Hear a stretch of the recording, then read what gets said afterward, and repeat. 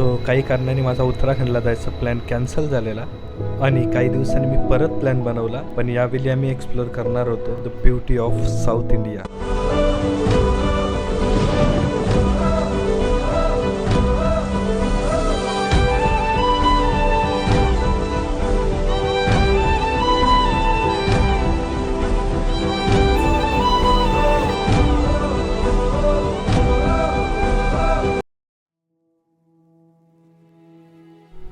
तर आमचा south ट्रिपचा plan on होता. आम्ही 1 हप्त्यासाठी चाललो आहे साऊथला आणि या ट्रिपमध्ये आम्ही साऊथमधील काही प्रसिद्ध मंदिरं व्हिजिट करणार आहेत. मी आता कल्याणवर आणि कल्याणवरूनच आपली कन्याकुमारीला जाणारी नागरकोइल एक्सप्रेस आणि टाईम झाला आहे आत्ताचं 9:40. अनाऊन्समेंट झालं आहे आपली मुंबई नागरकोइल एक्सप्रेसची.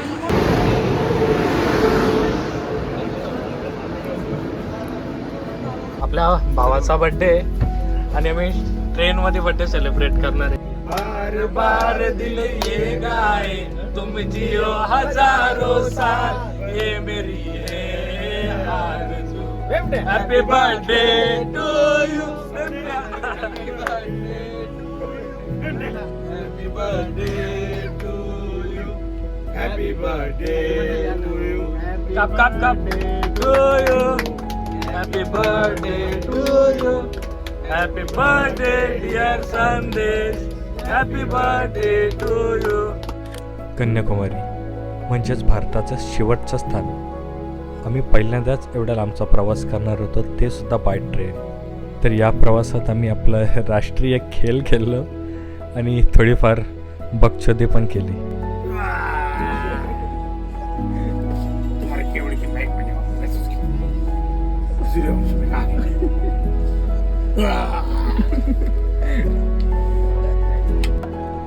तर ऑलमोस्ट 30-32 तासाने आम्ही होतो नागरकोइलला आणि इथनं आपला कन्याकुमारीचं अंतर होतं 18 किलोमीटर.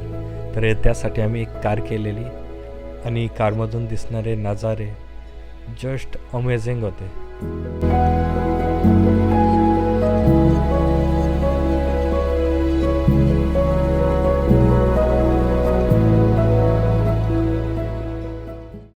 Finally rich Kanyakumari. मित्रांनो आम्ही 7 जण आहेत. तर आम्ही कन्याकुमारीमध्ये आत्ताच रूम घेतला आहे 4,300 रुपयाला.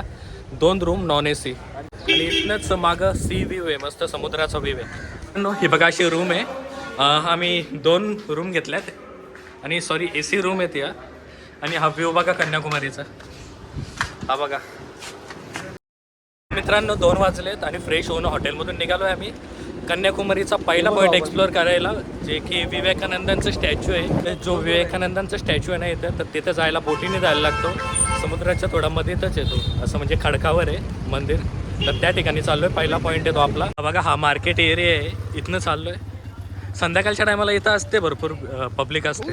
गरमी आहे इथं, दुपारचे 2 वाजलेत पण जाणवत नाही, कारण की हवा कंटिन्यू हवा सुटले, एकदम मस्त फ्रेश वाटतं.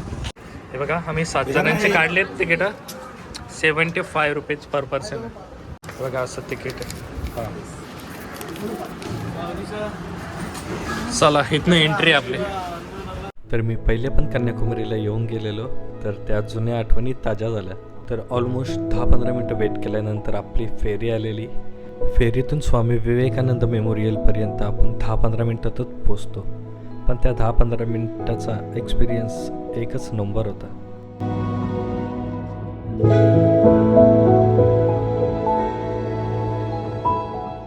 तर या ठिकाणी विवेकानंद मेमोरियल बघण्यासाठी पण 30 रुपये पर पर्सन असं चार्जेस आहेत. मयुरेश लागलाय लाईनीत. श्रीपदा मंडपम.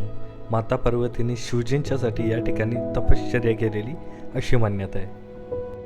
तिरुवल्लुवर पुतळा.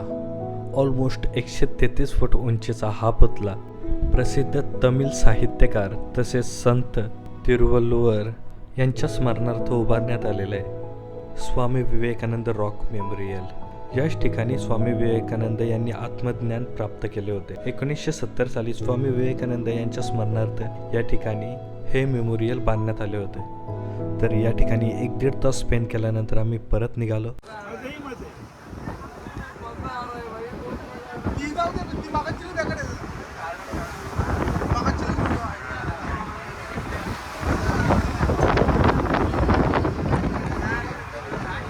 तर रिटर्न आलो मित्रांनो विवेकानंद रॉक मेमोरियलवरून.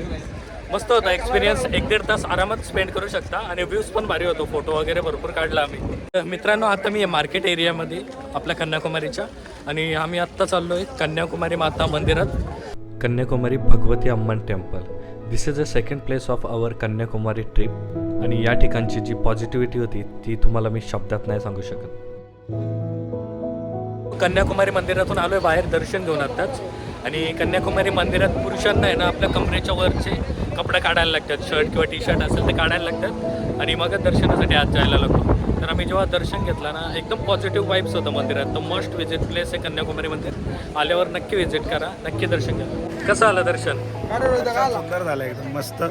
देवीची मूर्ती एकदम बघून एकदम तेजस्वी मूर्ती देवीच्या आतमध्ये मस्त वाटलं. तर रोहिता कसं वाटलं मंदिरात दर्शन घेतलं?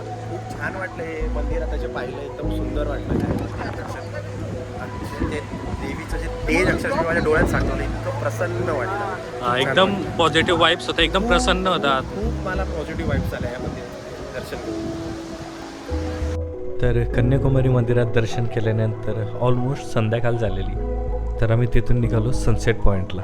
तर त्या ठिकाणचे व्ह्यूज कसे होते मी तुम्हाला सांगू तर नाही शकत, पण दाखवू शकतो.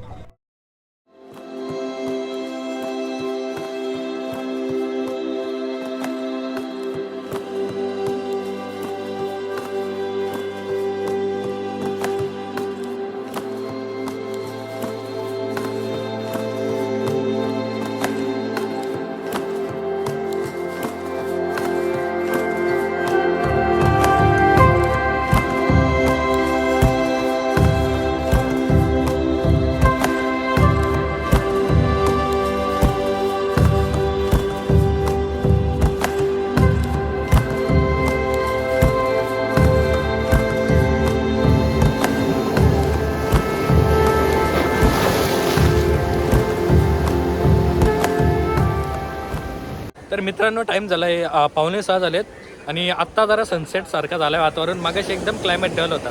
मित्रांनो हे बघा बीचच्या समोरच्या बाजूला बरंचसं स्टॉल आहेत. इथे नाश्ता करतो काहीतरी.